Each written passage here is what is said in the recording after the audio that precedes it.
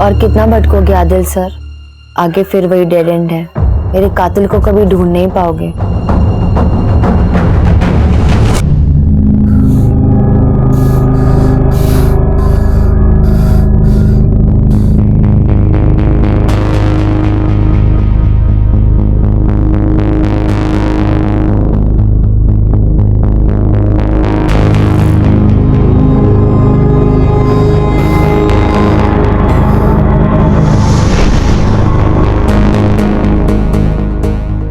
इस केस में मैंने जो देखा, वो मंजर, वो वहशीपन, उसे लफ्जों में बयान नहीं किया जा सकता। हालांकि मैंने अपने करियर में कई केसेस देखे, लेकिन ये केस लगातार मेरे जहन के साथ खिलवाड़ कर रहा था, क्योंकि हर केस में वहशीपने की कोई ना कोई हद मुकर्रर होती है, लेकिन इस केस में वहशीपने की सारी हदें पार हो गई थी। इसने मुझे हिला कर रख दिया, अंदर से झकझोर दिया था, और मैं मुजरिम की रची हुई एक ऐसी भूल भुलैया में भटक रहा था जिसने मेरी रातों की नींद तक उड़ा दी थी।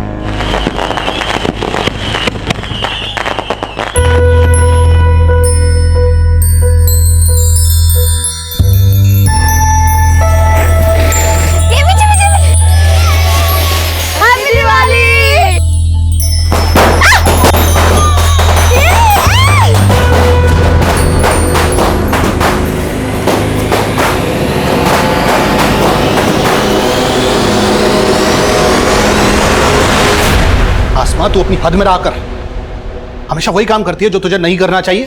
मैं वही करती हूँ जो मुझे करना चाहिए अब्बू। खुशियाँ अगर हदों की सरहद से बांध दी जाए ना तो इंसान बेहद ज्यादती कर बैठता है। खुशियाँ तो बांटने से बढ़ती है। मतलब तू ये कहना चाहती है कि दिवाली के पटाखे जलाकर तू उनकी खुशियां बांट रही है? देख, उनके तौर तरीके अपनाकर तू हमारे लोगों की तौहीन कर रही है। ये आप कैसी बातें कर रहे हैं? अब बच्चे दिवाली की छुट्टियों के लिए आई है तो दिवाली तो मनाएगी ना। और आजकल के बच्चे इन भेदभाव को नहीं मानते। उनके लिए ईद, क्रिसमस, दिवाली ये सब उनके त्योहार हैं। हाँ अब्बू, बस हमारे यहाँ जिस तरीके से चीजें होती हैं वैसे ही होंगी, तुझे भी वैसे ही फॉलो करना है।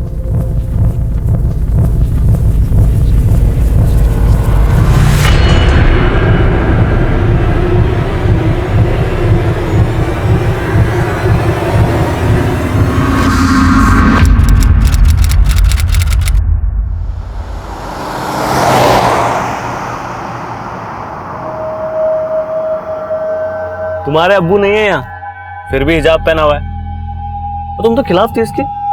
आपको ऐसा क्यों लगता है आफाक भाईजान? मुझे इस तहजीब से कोई शिकायत नहीं है, पर शायद आप ये सोच रहे हैं मैंने ये उतार दिया तो अब्बू से मेरी चुगली करने का आपको मौका मिल जाएगा। क्यों? गलत सोच रहे हो तुम मेरे बारे में। मुझे तुम्हारी सोच पसंद है। मैं तो खुद कदम से कदम मिला के चलना चाहता हूँ तुम्हारे साथ। पर मेरे साथ कदम से कदम मिलाना आपके लिए आसान नहीं होगा। अच्छा, अगर ऐसा है तो आजमा के देख लो।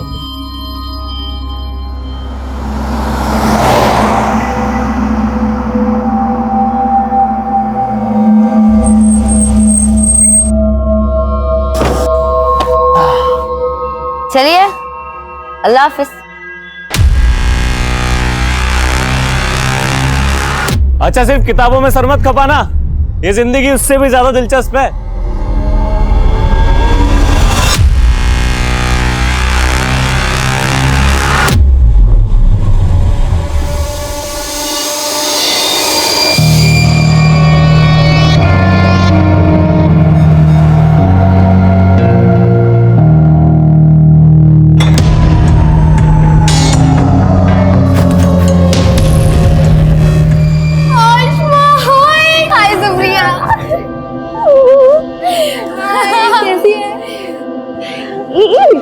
अरे यार, हॉस्टल एकदम खाली खाली लग रहा है। हाँ यार, ज्यादातर लड़कियां आज आई नहीं। अच्छा, और बता, तेरी छुट्टियां कैसी रही? एकदम रॉकिंग। तुम लोग सिगरेट पी रही थी? तो तुझे क्या लगा हम यहाँ पर अगरबत्ती जलाएंगे? Very funny. तुम लोग ना सुधरोगे नहीं। सुधरना तो तुझे आसमा, और तुझे सुधारने के लिए हमने एक प्लान बनाया है। अच्छा, क्या प्लान किया तुम लोग ने?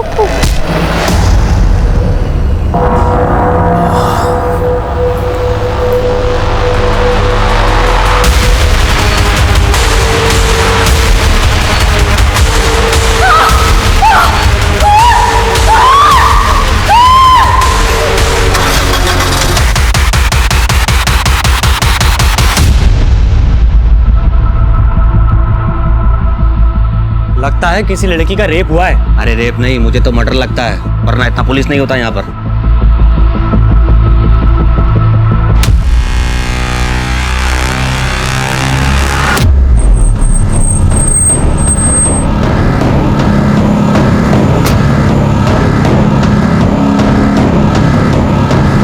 जय हिंद सर, बहुत ब्रूटल मर्डर है सर।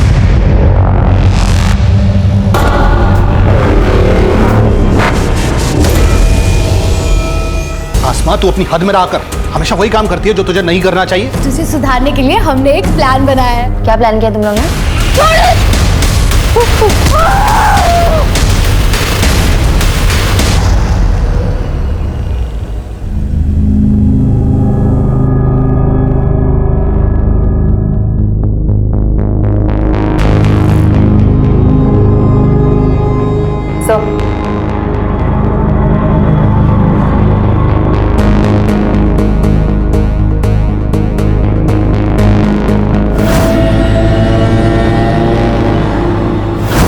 सब इसके पैर पे छायापुरी भी लिखा है।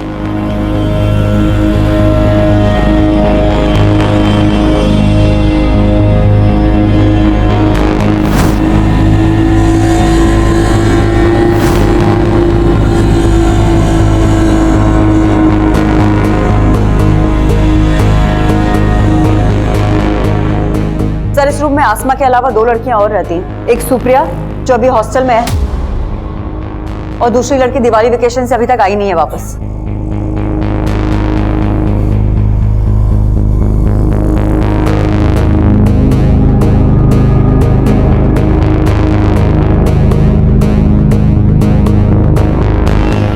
सर, इसी टेबल पर से हमें ये स्विच ऑफ मोबाइल भी मिला है। कस्टडी मिला।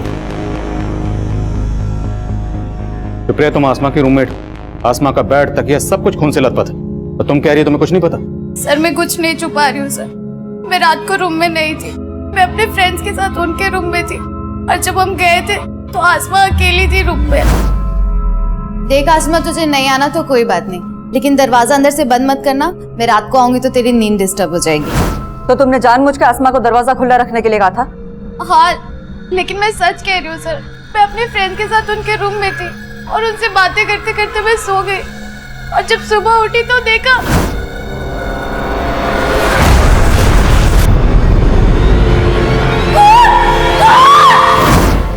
सर, सुप्रिया बिल्कुल सही कह रही है, ये हमारे साथ ही थी पूरा टाइम। लेकिन यहाँ पे इतना सब कुछ हो गया। पहले आसमा पे हमला हुआ, फिर उसकी बॉडी को खींचकर बाथरूम तक ले जाया गया, और तुम लोग कह रहे हो कि तुमने कोई आवाज ही नहीं सुनी। रूम में पंखे की आवाज इतनी तेज थी, हमें सच में नहीं पता चला कि आसमा के साथ इतना सब कुछ हो गया।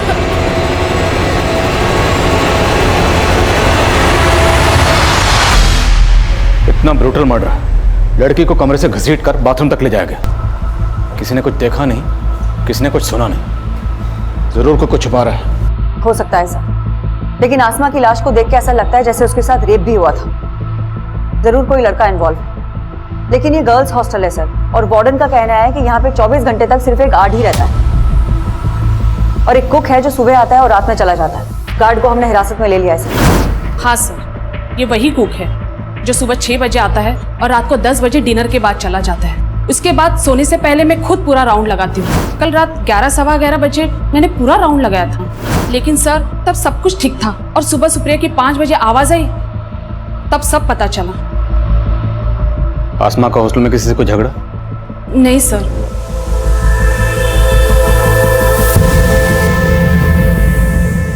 कल शाम तक हॉस्टल में कोई भी लड़की नहीं थी सर, तो ये भी हो सकता है कि कोई पहले से ही हॉस्टल में जाके छुप गया हो, और जब कल लड़कियों ने ज्वाइन किया तो ये कांड करके भाग गया।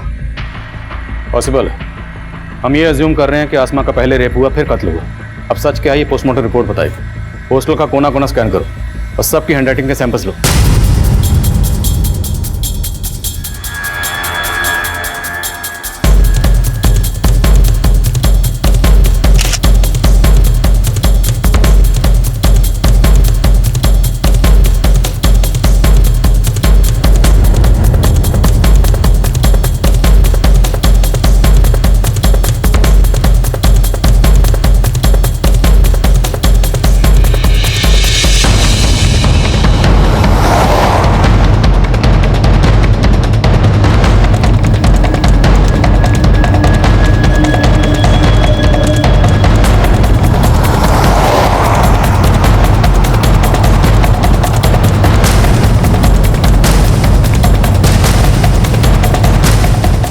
ये इतना ऊंचा है सर कि यहाँ से आना और भागना दोनों ही पॉसिबल नहीं है।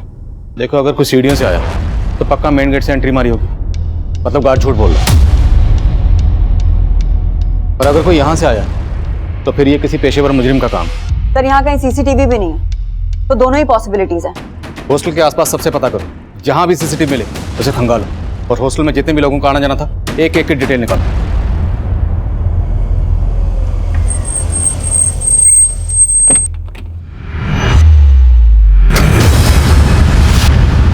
भैया हुआ क्या है?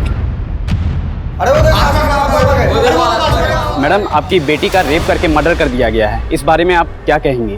क्या बकवास कर रहे हैं आप? ये बात सही है तुम्हारा? नहीं नहीं नहीं नहीं, कुछ नहीं हुआ है।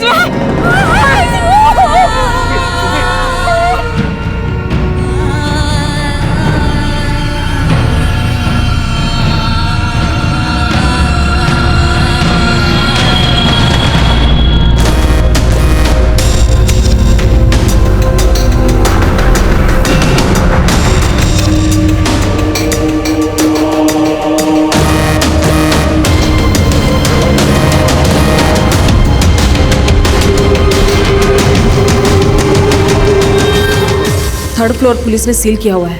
फिलहाल बाकी के रूम में तुम लोग आपस में एडजस्ट कर लो।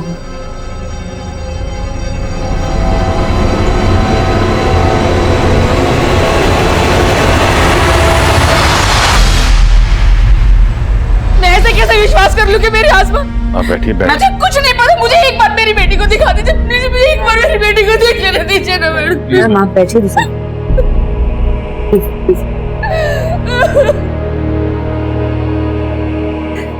Ma'am college.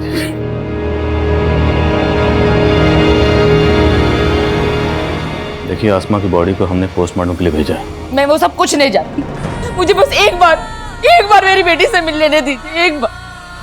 देखिए, मैं समझ सकता हूँ एक माँ के नाते ये वक्त आपके लिए आसान नहीं है, पर मैं आपको बताना चाहता हूँ कि आसमा की बॉडी की जो हालत है वो देखना आपके लिए और भी मुश्किल होगा। आपके कह देने से मैं मान लूं कि मेरी बच्ची, अरे कल ही तो उसे हंसता खिलता देखा था। अम्मी, इतनी मुश्किल से पैक किया था, अपने ऑफिस खोल दिया। अरे ये देख, घर के बने लड्डू हैं, तूने रखना ही भूल गई थी। अब्बू, आप इतने चुप चुप क्यों है? लगता अभी भी मुझसे नाराज है। बेटा, ख्यालात तो तेरी अम्मी से भी नहीं मिलते हमारे, फिर भी निभा लिया ना।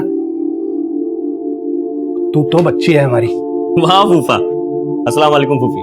आज ये आसमा झुक गया या जमीन पे रह के आप भी आसमा छू बैठे? अफाक भाईजान, अफा की तरह जलना तो आपकी फितरत है ना? जब देखो अब्बू और मेरे बीच में आग लगाते रहते हैं। तो कल रात को ही उसे हॉस्टल ड्रॉप करके आया था, और आज सुबह। देखिए, जिस तरह से आसमा को मारा गया काफी दिल दहलाने वाला है।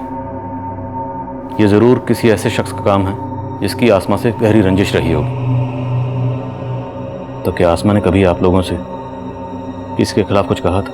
नहीं सर, उसने कभी कुछ ऐसा नहीं बताया।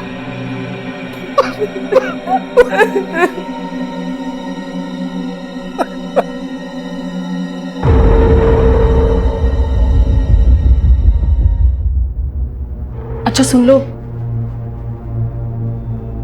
आई होप तुम समझ गई हो कि मैं क्या कहना चाहती हूँ। Yes ma'am. डोंट वरी, मैं तुम्हारे साथ हूँ, मैं सब संभालूंगी। अच्छा अब तुम जाओ।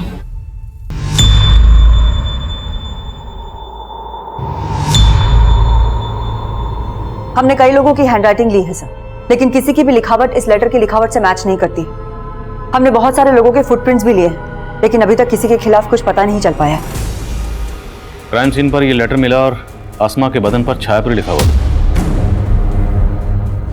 छायापुरी नाम का कोई मैगजीन भी है ना?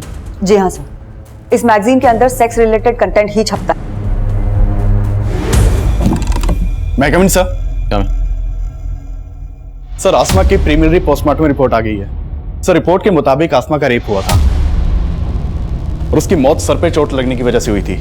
आसमा पर हमला हुआ उसके रूम में, फिर उसकी बॉडी को ड्रैग करके बाथरूम तक ले जाया गया। उसकी बॉडी के पास ही लेटर मिलता है जिस पर किसी वहशी ने नफरत का अफसाना लिखा। उसके बदन पर लिखा जाता है छायापुरी। छायापुरी जो कि एक ऐसा मैगजीन है जो ज़्यादातर सेक्स रिलेटेड कंटेंट छापता है, तो ज़रूर ये किसी सेक्स मैने का काम है, या फिर किसी ऐसे शख्स का जो आसमा से गहरी नफरत करता है, या फिर किसी सरफरे का। सबकी लिस्टिंग करो और शहर के सभी इंस्टीट्यूट को उठाओ और तोड़ो एक एक को। आसमा रेप और मर्डर केस में जहां हम एक तरफ आसमा की जिंदगी के पन्ने पलट कर देख रहे थे, वहीं दूसरी तरफ हमें इस केस में किसी बाहरी एंगल की पॉसिबिलिटी भी नजर आ रही थी। इसलिए हमने शक की बुनियाद पर कई हिस्ट्री शीटर्स को उठाया।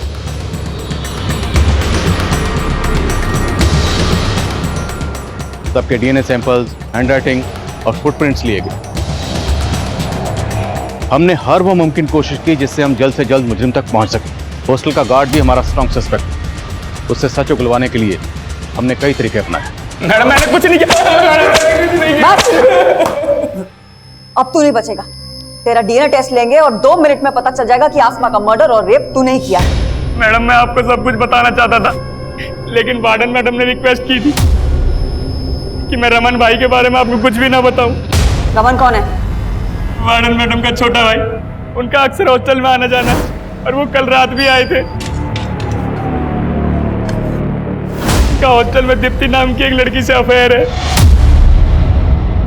रहता कहाँ है वो? सर मैं तो सिर्फ दीप्ति से मिलने गया था सर।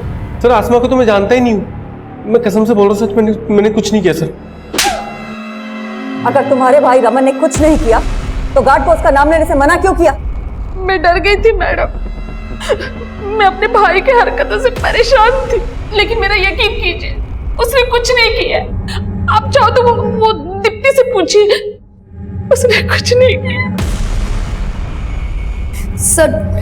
सर मेरा कोई अफेयर नहीं है रमन के साथ। वो मुझे परेशान कर रहा था सर। पहले उसने मुझे प्रपोज किया, मैंने मना किया तो वो मेरे पीछे ही पड़ गया सर। पिछले काफी दिनों से सर वो मुझे हरास कर रहा है।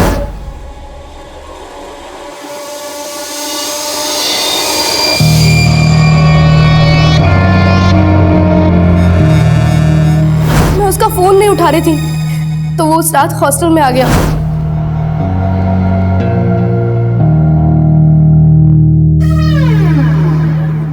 रमन मैंने तुम्हें पहले भी कहा है मेरा पीछा छोड़ दो। ऐसे छोड़ दूं? प्यार करता हूँ ना मैं तुमसे। रमन तुम यहाँ से जाते हो या मैं चिल्लाऊं? मैंने उसको वार्न किया था सर, तो वो वहां से चला गया था। उसके बाद क्या हुआ मुझे नहीं पता सर। सुबह मेरी नींद शोर से ही खुली थी सर। मैंने वार्डन मैम को रमन के बारे में बताया था, मगर वार्डन मैम ने मुझे चुप रहने के लिए कहा। मुझे नहीं पता रमन ने आसमा के साथ कुछ किया या नहीं। तो दीप्ति की तरह तो आसमा के पीछे पड़ा होगा। तुझे लगा दीप्ति नहीं तो आसमा? नहीं सर ऐसा कुछ नहीं है सर, मैं दीप्ति से प्यार करता हूँ। मिलने दीप्ति से गया होगा, लेकिन आसमा ने तुझे देख लिया। वो शोर ना मचा दे इसलिए तूने उसे। नहीं सर ऐसा नहीं है सर, मैं तो तभी वहां से चला गया था। नहीं अब मैं ऐसा नहीं करूंगा, मुझे माफ कर दो। ऐसे नहीं छोड़ूंगा तुझे। अरे साहब, छायापुरी मैगजीन तो हर नुक्कड़ और चौराहे पे बिकती है। अब एक ऐसा रेपिस्ट जो छायापुरी मैगजीन पढ़ता है, उसको ढूंढना तो समुद्र में सुई ढूंढने जैसा है। लेकिन ढूंढना तो पड़ेगा। ठीक है साहब, आप बोलते हो तो कोशिश करके देखता हूँ। हेलो, हाँ बोल। सर गार्ड और रमन दोनों वहीं अटके हैं, लेकिन उनके फुटप्रिंट का साइज क्राइम सीन पे मिले फुटप्रिंट के साइज से मैच करता है। मैंने दोनों के डीएनए सैंपल्स भी ले लिए हैं सर, लेकिन रिपोर्ट आने तक वेट करना पड़ेगा। ये दोनों इतनी आसानी से कुछ नहीं उगलने वाले। क्राइम सीन से हमें जो आसमा का फोन मिला था उसे अच्छे से स्कैन करो, उससे हमें कोई ना कोई क्लू जरूर मिलेगा। मैगविन सर, हमें सर हमने हॉस्टल के आसपास के सारे सीसीटीवी खंगाले। क्राइम वाले दिन हॉस्टल के पीछे की तरफ एक कार वहां के सीसीटीवी में कैप्चर हुई थी। सर मैं वहां की फुटेज लाया हूँ। प्ले करो। सर इस गाड़ी का नंबर विजिबल नहीं है। मैंने इस गाड़ी के बारे में आसपास के लोगों से पूछताछ की, लेकिन पहले किसी ने भी इस गाड़ी को यहाँ नहीं देखा। सर सस्पिशियस बात यह है, ये गाड़ी रात को 1 बजे यहाँ आई, इस गाड़ी में से कोई उतरा और फिर अर्ली मॉर्निंग वापस आया। जिस डायरेक्शन में ये गाड़ी गई है उस डायरेक्शन के सीसीटीवी खंगालो। हो सकता है वहां के किसी सीसीटीवी में इसका नंबर कैप्चर हुआ। Okay sir.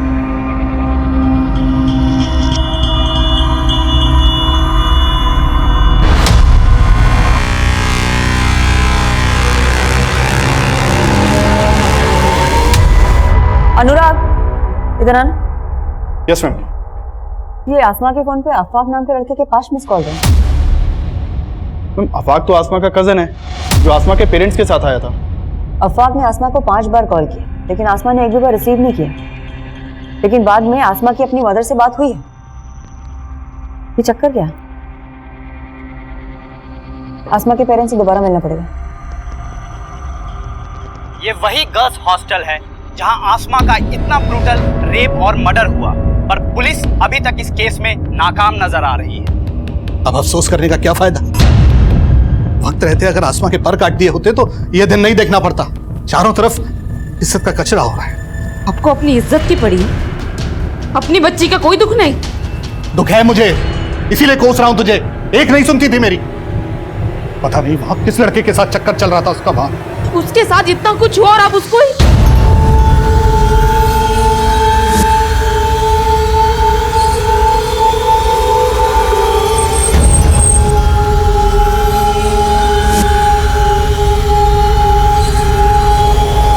कहां जा रही हो तुम? मुझे अपनी बेटी को इंसाफ दिलाना है और आपको ये साबित करना है कि मेरी बेटी गलत नहीं थी। गलत वो था जिसने मेरी बेटी के साथ...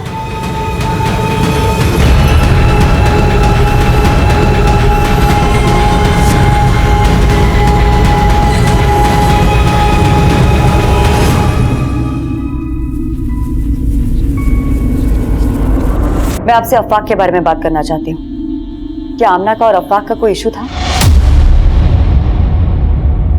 कैसी बातें कर रही हैं मैडम? भला अफाक का आसमा से क्या इशू होगा? देखिए, मर्डर वाली रात को अफाक ने 5 बार आसमा को फोन किया था और उसने एक भी बार उसका फोन नहीं उठाया। और उन 5 मिस्ड कॉल्स के बाद उसकी बात आपसे हुई थी। क्या बात हुई थी? बस नॉर्मल बातें हुई थी। हाँ अम्मी, मैं ठीक हूँ और अच्छे से पहुंच गई थी। बस ठीक से रहना। तो अकेली रहती है ना तो दिल में फिक्र सी रहती है। आप मेरी टेंशन मत लो अम्मी। अच्छा अब्बू से बात करवाओ। अरे तेरे अब्बू तो बाहर टहलने गए हैं और फोन भी घर पर छोड़ गए। अच्छा, मुझे उनसे कुछ बात करनी थी, आएंगे तो फोन करवाना। अच्छा, ऐसी क्या बात है जो सिर्फ अब्बू से करनी है, मुझसे नहीं? ऐसा कुछ नहीं अम्मी, बस बात करनी थी कुछ। अब्बू आएंगे ना तो मेरी बात करवाना उनसे। उस दिन मैं जरा देर से टहल कर घर वापस आया। इन्होंने बताया था मुझे लगा रात काफी हो गई है, इसलिए अगले दिन फोन करूंगा ये सोचकर सो गए हम लोग। लेकिन ऐसी क्या बात होगी जो वो आपसे ही करना चाहती थी? मुझे खुद कुछ समझ में नहीं आ रहा मैडम। देखिए, हमें पता चला है कि आसमा लिबरल थॉट्स की लड़की थी और शायद आपको उसकी इस बात से परेशानी भी थी। तो कहीं कुछ ऐसा तो नहीं कि आप हमसे कुछ छुपा रहे हो? कैसी बातें कर रही है मैडम आप? मैं भला आपसे कुछ क्यों छुपाऊंगा? मैं मानता हूं कि हमारी बेटी आसमा कुछ अलग ख्यालात की थी, लेकिन मैंने हमेशा उसको यही समझाया कि बेटा इस तरीके की बातें सिर्फ बातें करने तक ठीक है, कोई महान नहीं बनता इन बातों से, बल्कि दुनिया सबसे पहले दुश्मन ऐसे ही लोगों की बनती है। मैडम अब तो मुझे यकीन हो चला है कि मेरी बेटी ऐसी नफरत का शिकार हुई जिसमें लोग बस्ती की बस्ती जला देते हैं। वो तो फिर भी एक छोटी सी मासूम मेरी प्यारी सी बच्ची थी।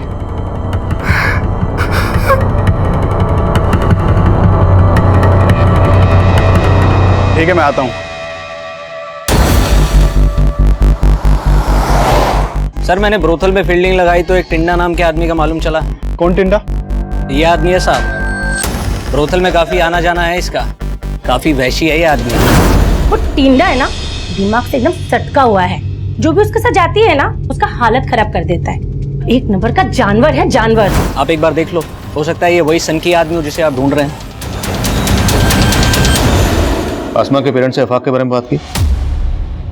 सर, वो अफाक पे कोई शक नहीं जता रहे और अफाक से मैं खुद मिली थी ये जानने के लिए कि उसने उस रात आसमा को इतने सारे कॉल्स किए क्यों थे। मैम मैं उसे हॉस्टल छोड़ के घर आया तो ऐसे ही कॉल किया था, ये जानने के लिए कि सब खैरियत है कि नहीं। लेकिन उसके साथ कुछ ठीक हुआ नहीं और उसने तुम्हारे कॉल्स भी रिसीव नहीं किए। क्यों? पता नहीं मैम, मुझे लगा सो गई होगी। लेकिन तुम्हारे मिस्ड कॉल्स के बाद उसने अपनी अम्मी से भी बात करी, लेकिन तुम्हें कॉल बैक नहीं किया। कोई ना कोई वजह तो होगी ना, कहीं को छुपा तो नहीं रहा तुम हमसे? नहीं मैम, मैं कुछ नहीं छुपा रहा। फिर भी इस अफाक के बारे में सब कुछ पता करो। हो सकता है कुछ छुपा रहा हो, और ये भी पता करो कि मर्डर की रात ये कहाँ था। Okay sir. मैं कमिंग सर। सर, हमारे खबरियों से इस तेजस उर्फ टिंडा नाम के आदमी की इंफॉर्मेशन मिली है।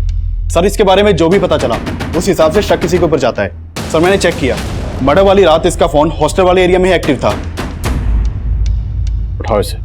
Yes sir.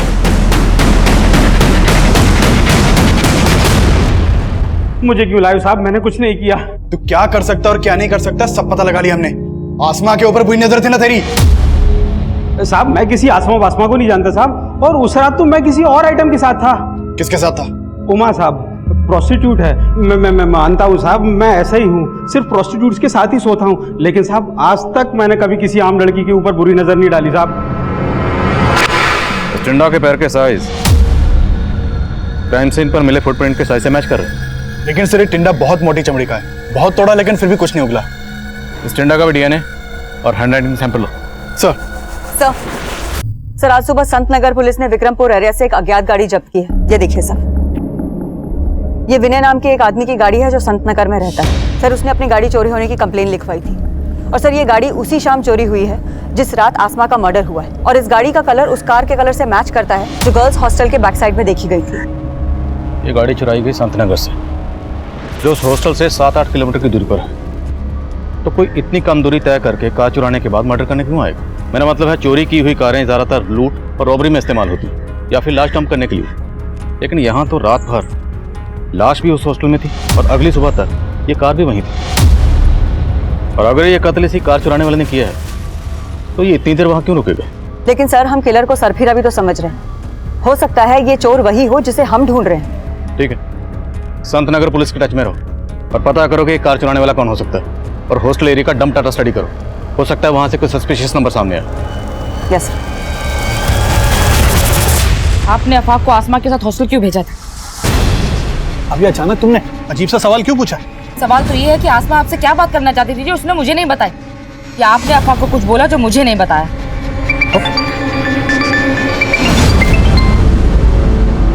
हेलो, पुलिस आपको गुमराह कर रही है। क्या? वो आसमा के कातिल को जानती है लेकिन उसको बचा रही है। किसको बचा रही? और आप कौन बोल रहे हैं? मैं जो कोई भी हूँ आपका शुभचिंतक हूँ। आसमा का रेप और मर्डर शांतनु ने किया है। शांतनु? कौन शांतनु? बिजनेसमैन गुरुदत्त का बेटा शांतनु। शांतनु का एक दोस्त भी है जो उसके साथ मिला हुआ है। मर्डर वाली रात एक अनिरुद्ध नाम के लड़के का फोन हॉस्टल वाले एरिया में एक्टिव था और ये अनिरुद्ध सुप्रिया के काफी टच में था। इस सुप्रिया पर मुझे शुरू से ही शक था। सुप्रिया और अनिरुद्ध दोनों को उठा के लो। सर मैं कमिन सर। कमिन। सर आसमा रेप और मर्डर केस में मीडिया ने हंगामा मचा रखा है सर।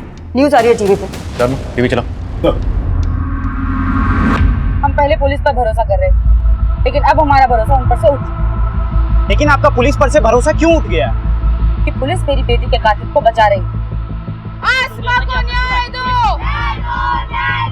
आसमा को न्याय दो! सर शर्मा आसमा को न्याय दो! न्याय दो! न्याय दो! आसमा को न्याय दो! न्याय दो! न्याय दो!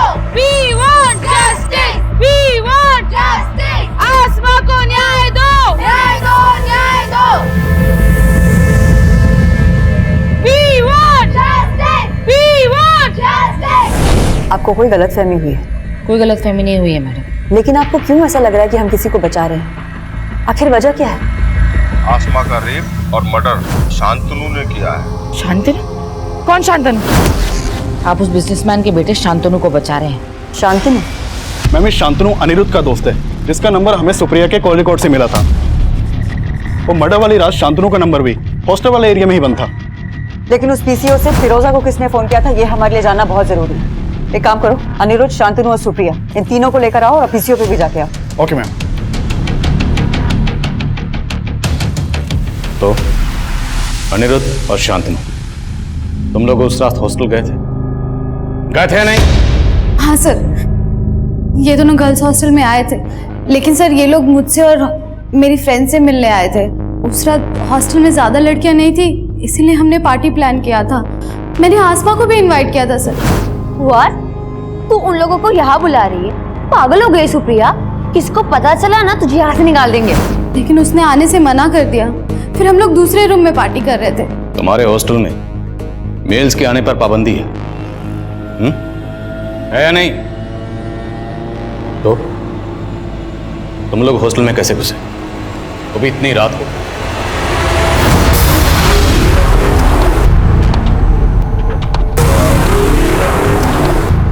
उसके बाद हम लोगों ने 2 घंटे तक एंजॉय किया और उसके बाद शांतनु और अनिरुद्ध दोनों चले गए थे।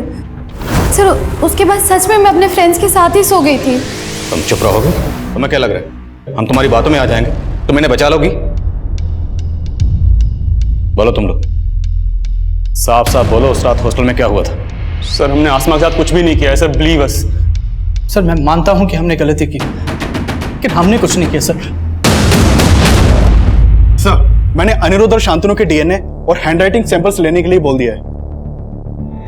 माना है तीनों झूठ बोले, लेकिन वो आदमी कौन होगा जिसने पीसीओ से फोन करके फिरोजा को शांतनु के बारे में बताया? सर वहां पीसीओ पे भी गया था, वहां कोई सीसीटीवी नहीं था, और उस पीसीओ पे ये भी नहीं पता चल पाया कि ये कॉल किसने किया होगा। हमारी रडार पर सिर्फ शांतनु नहीं बल्कि अनिरुद्ध, सुप्रिया, हॉस्टल वार्डन सुनीता, सुनीता का भाई रमन और टिंडा भी शामिल थे। इन सबको हम स्ट्रॉन्ग सस्पेक्ट मान रहे थे, लेकिन सवाल यह था कि वो गुमनाम कॉलर कौन था जिसने आसमा की अम्मी को फोन करके सिर्फ शांतनु को आसमा का गुनहगार बताया था, जिसकी वजह से आसमा की अम्मी ने एक ऐसा जज्बाती कदम उठाया और उस कदम को मीडिया ने इतना उछाला कि लोग अब हमारी काबिलियत पर ही शक करने लगे थे। मुझे इस केस से हटाने की मांग उठने लगी थी, लेकिन मेरे सीनियर ने मेरा साथ दिया और अब मैंने तय कर लिया कि मुझे ये केस जल्द से जल्द सॉल्व करना है। हमने सारे सस्पेक्ट को बारीकी से इन्वेस्टिगेट करना शुरू किया।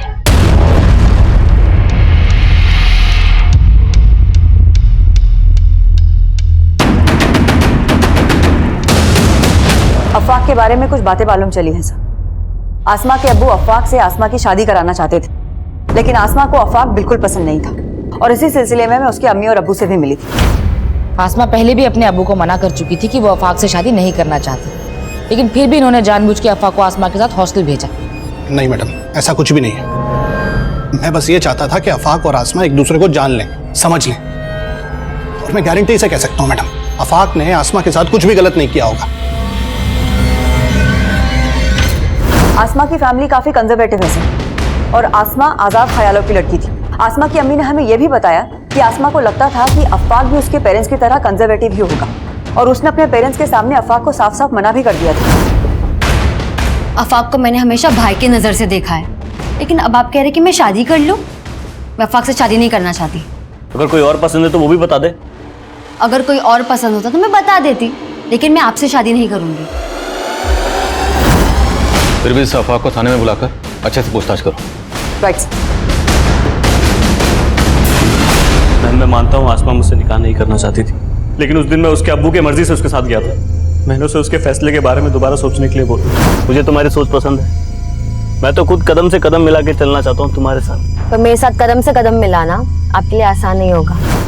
बहुत गुरूर था उसे खुद पे, साफ साफ मना कर दिया। और उसका गुरूर तोड़ने के लिए तूने उसे खत्म कर दिया। नहीं मैम, मैंने ऐसा कुछ नहीं किया। फोन तो करता था ना तू उसे, उसने तेरे फोन नहीं उठाए तो तूने वापस हॉस्टल पहुंचकर उसको खत्म कर दिया। मैम मैंने ऐसा कुछ नहीं किया।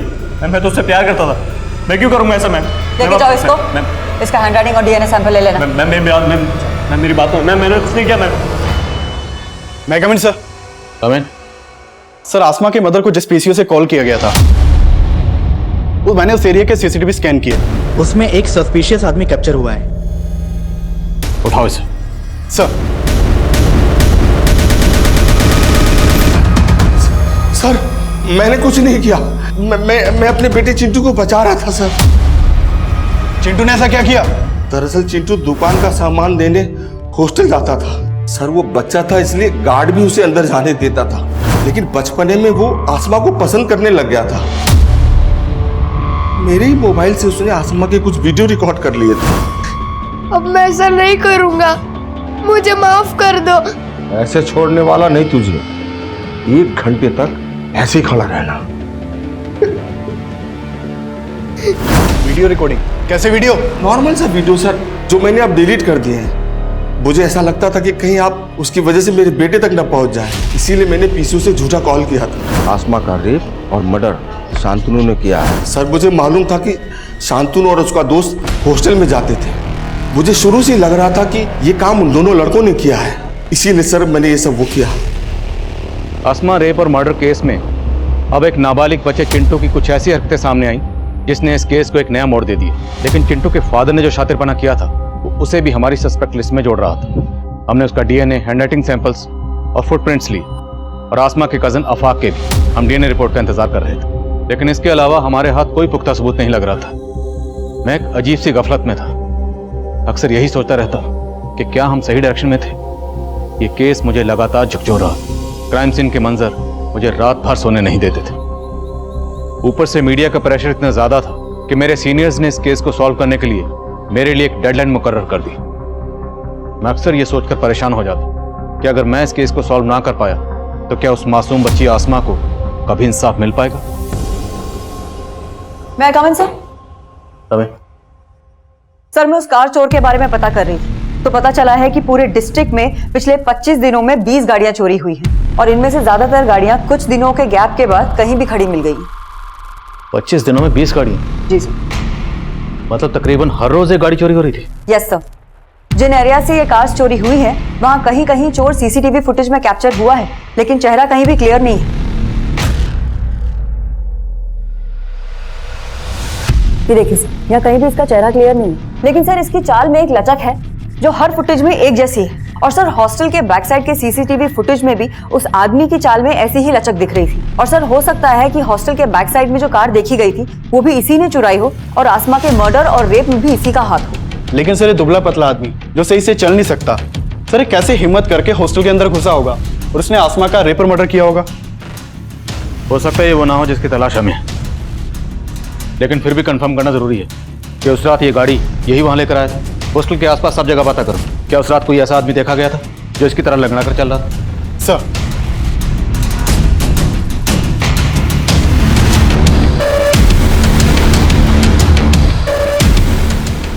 सर उस दिन सुबह 6 बजे एक आदमी आया था जो लंगड़ा के चलता था, उसके पास एक कार भी थी, उसने मेरे यहाँ बैठकर कई कप चाय भी पी थी। अच्छा, उस आदमी का स्केच बना सकते हो? जी साहब, बनवा सकता हूँ। मैम, चाय वाले ने जिस आदमी के बारे में बताया था उसका स्केच है। पता करो उसका कोई क्रिमिनल रिकॉर्ड है क्या, और इस स्केच को हर जगह सर्कुलेट करो, हो सकता है इसके जानने वाला कोई मिले। Okay ma'am.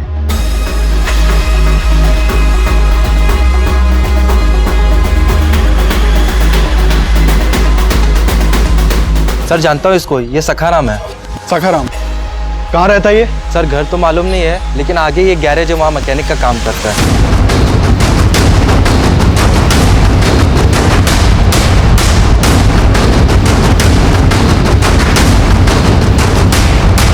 सखाराम,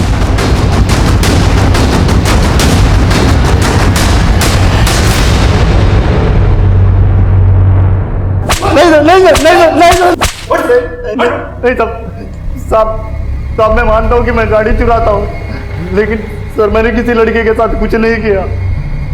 हमने जब कार चुराई थी ना, वो उसी हॉस्टल के पास खड़ी हुई मिली है। सर वो तो मैं कहीं भी खड़ी कर देता था।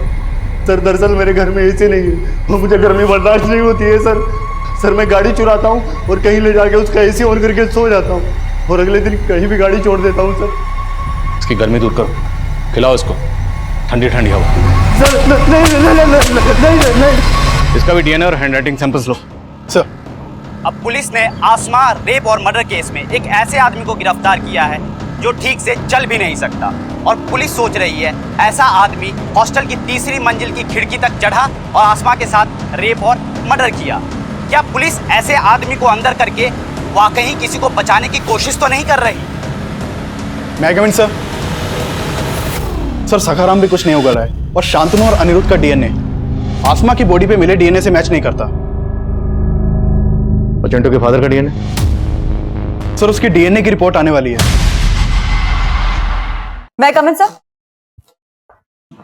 मैंने सखाराम के बारे में पता किया सर।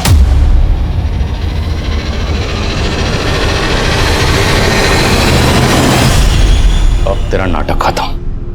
रिपोर्ट आ गई है, तेरा डीएनए मैच हो गया। अब अगर एक भी झूठ बोला ना तो तेरी हड्डी पसली एक कर दूंगा। सर मैं अपनी बीवी से तंग आ गया था, इसलिए मुझे हर औरत से नफरत हो गई थी। फिर एक दिन मुझे वो लड़की दिखी, वो मुझे पसंद आ गई थी सर।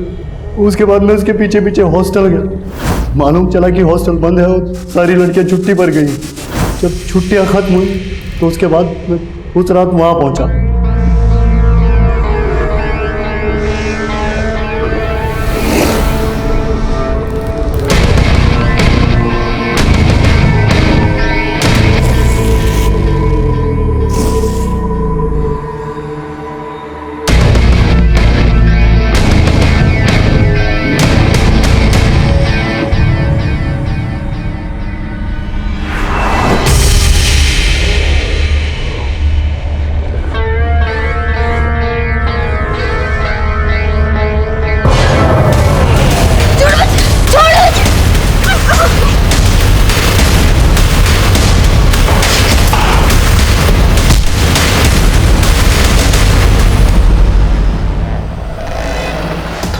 लाश के साथ लाश के साथ बॉडी पर छाया पर लिखा। क्यों? सर ऐसे सर उस रात जिसकी गाड़ी चुराई थी वो छाया पूरी पत्री का मालिक था। मुझे नाम पसंद आया इसलिए लिख दिया, और सर जो कुछ मेरे दिल में था वो मैं लेटर पे लिखा और चला गया।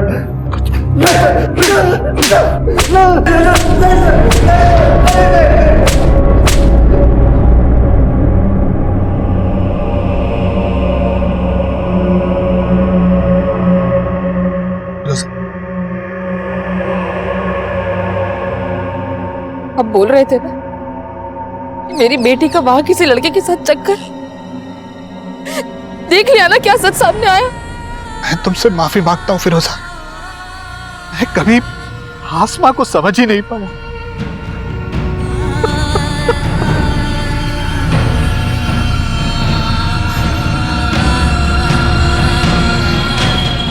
आसमा रेप और मर्डर केस का main accused Sakharam physically disabled था, इसलिए मीडिया उसकी इस कमजोरी का वास्ता देकर उसके बचाव की बातें कर रही थी। लेकिन जब सच्चाई सामने आई उसने सबको हैरान करके रख दिया। सखाराम ने ना सिर्फ आसमा का कत्ल किया बल्कि वो घायल आसमा को 100 मीटर तक घसीट कर ले गया, उसके साथ दरिंदगी करता रहा।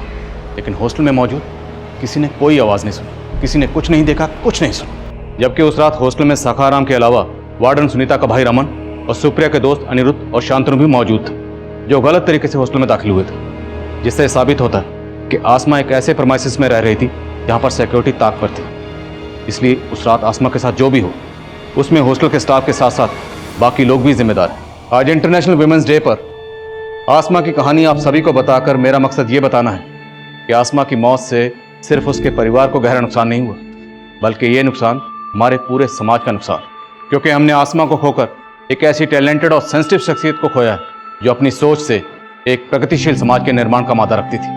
उम्मीद है आसमा की कहानी हम सबको एक सबक देगी, जिससे हम अपने मुल्क की बेटियों को एक महफूज और बेहतर समाज दे पाएं। अब मैं आदिल खान आपसे इजाज़त लेता हूं। आपसे फिर मुलाकात होगी एक और नए केस के साथ। तब तक देखते रहिए क्राइम पेट्रोल दस्तक। मकसद बताना नहीं, बचाना है।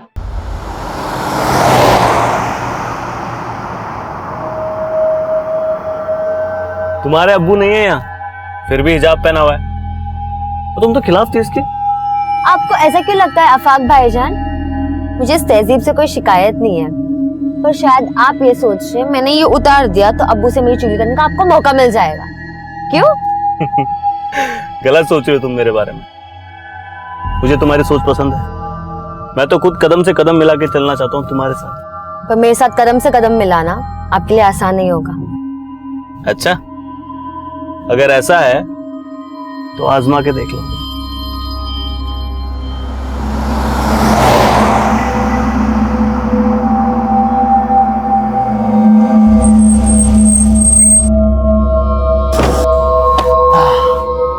चलिए, अल्लाह हाफिज। अच्छा, सिर्फ किताबों में सर मत खपाना, ये जिंदगी उससे भी ज्यादा दिलचस्प है।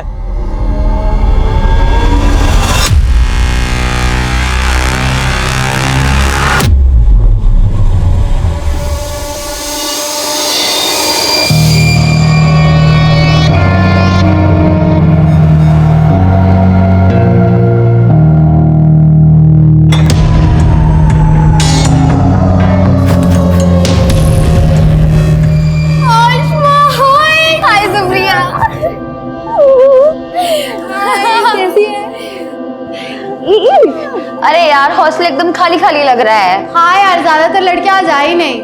अच्छा, और बता तेरी छुट्टियां कैसी रही? एकदम रॉकिंग। तुम लोग सिगरेट पी रही थी? तो तुझे क्या लगा हम यहाँ पर अगरबत्ती जलाएंगे? हेलो, पुलिस आपको गुमराह कर रही है। वो आसमा के कातिल को जानती है लेकिन उसको बचा रही है। आसमा को न्याय दो, न्याय दो, न्याय दो। We want justice। आसमा को न्याय दो, न्याय दो, न्याय दो। आसमा, तू अपनी हद में रहकर हमेशा वही काम करती है जो तुझे नहीं करना चाहिए। तुझे सुधारने के लिए हमने एक प्लान बनाया है। क्या प्लान किया तुम लोगों ने?